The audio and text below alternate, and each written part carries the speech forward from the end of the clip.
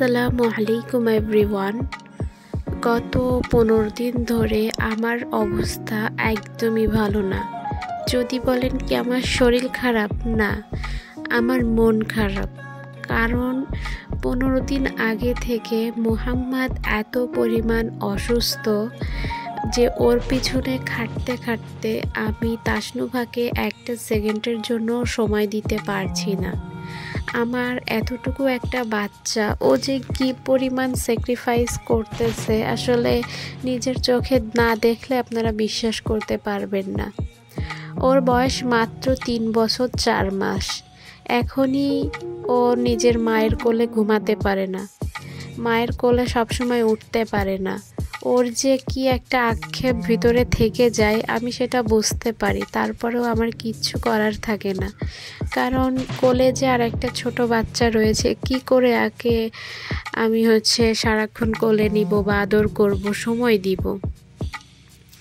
যারা বলে যে 2টা বাচ্চা একসাথে হয়েছে, ভালো হয়েছে, একসাথে মানুষ হয়ে যাবে, এরা যে কিসের ভিত্তিতে বলে আমি আসলেই জানি না। এইসব মানুষদেরকে সত্যি আমি মন থেকে ঘৃণা করি।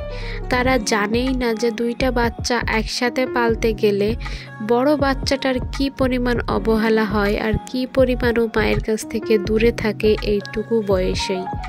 সেটা তাদেরকে আর কি বলবো। তো যাই হোক, এই যে যশোর ভৈরব পার্কে এই খেলনা কিন্তু বেশ অনেক দিন ধরে নিয়ে আসছে। আমি ফোনে দেখছিলাম অনেকের ভিডিওতে, বাট এখানে যাওয়ার সুযোগ হয়ে উঠছিল না। তার ভিতর দিয়ে মোহাম্মদের এই অবস্থা, কি করে সময় বের করব বলুন। তার মাঝে আজকে গেছিলাম মোহাম্মদকে নিয়ে ডক্টর দেখাতে। অলরেডি এর আগে 2টা ডক্টর চেঞ্জ করেছি, তারপরেও আমার বাচ্চাটা খুবই শরীর খারাপ ছিল। সেজন্য আজকে আবার গেছিলাম। যে ডক্টর দেখায় আসার পথে ওর বাবা এইখানে নিয়ে গেছিল। যাওয়ার পরে আমার মেয়েটা যে কি পরিমাণ খুশি হয়েছে আপনারা আসলে না দেখলে বুঝবেন না। ও যে এত এনজয় করেছে। যদিও এখানে থাকতে পারিনি বেশি সময়, কারণ মোহাম্মদের প্রচণ্ড জ্বর ছিল। আর এই জ্বরের মাঝে ও এরকম লোকের ভিড়ে থাকতে চাচ্ছিল না, বায়না করছিল। তারপরে আমার মেয়েটাও আসতে চাচ্ছিল না, মানে দুইজনের 2 রকম বায়না। আমরা বাবা মা দুইজনই আর কি হিমশিম খেয়ে যাচ্ছিলাম। তারপরেও আমি ওর বাবাকে বলছিলাম, আসছি যেহেতু তুমি একটু বাবুকে নিয়ে ওইদিকে বসে থাকো ফাঁকা জায়গায়, আমি তাসনুভাকে নিয়ে একটু এখানে সময় কাটাই, ও একটু এনজয় করুক। কারণ আসলে ওর জীবনে আর এনজয় বলতে কিছু নেই এখন। না পাচ্ছে মায়ের কোলে উঠতে, না একটু পারছে শান্তিতে ঘুরতে। তো সব কিছুতেই স্যাক্রিফাইস করছে। আর এই জন্য ওর মেজাজটাও বেশি খিটখিটে হয়ে যাচ্ছে। সারাক্ষণ আমাকে জ্বালাতন করতে থাকে, বিভিন্ন কারণ মিলায় আর কি। আমিও দুইজনের জ্বালাতন একসাথে সহ্য করতে গিয়ে পাগল পাড়া হয়ে যাচ্ছি।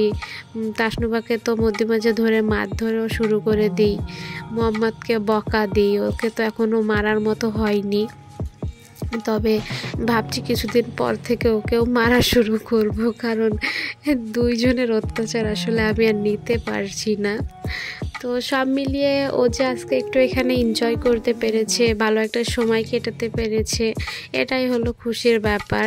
তবে ও আরও অনেক থাকতে চাচ্ছিল, আসতেই চাচ্ছিল না, কিন্তু মোহাম্মদের চিন্তা করে ধরে বেঁধে নিয়ে চলে আসছি। তবে তার এখন ইচ্ছা হয়েছে, তাহলে কিছু খাওয়াতে হবে। বাইরে এসেছি, অবশ্যই কিছু খাওয়াবো। তো সে খাবে আখের রস, সেই জন্য আখের রস খাওয়াতেই নিয়ে যাচ্ছিলাম। এই যে এখান থেকে ছোট 1 গ্লাস আখের রস অর্ডার দেওয়া হয়েছে। তো আমার মেয়েটা আখের রস কিন্তু খুব পছন্দ করে, বাইরে দেখলেই ও খেতে চায়। আর দেখুন লক্ষ্মী বাচ্চার মতো নিজে হাতেই ধরে খাচ্ছে, কারণ দেখছে যে বাবা ভাইয়াকে কোলে নিছে, মা আবার একটু ভিডিও করছে, তো নিজেই খাচ্ছে। এত লক্ষ্মী, কিন্তু মধ্যে মাঝে এই লক্ষ্মীটা আবার না পক্ষী হয়ে যায়, খুব জ্বালাতন করে আমাকে।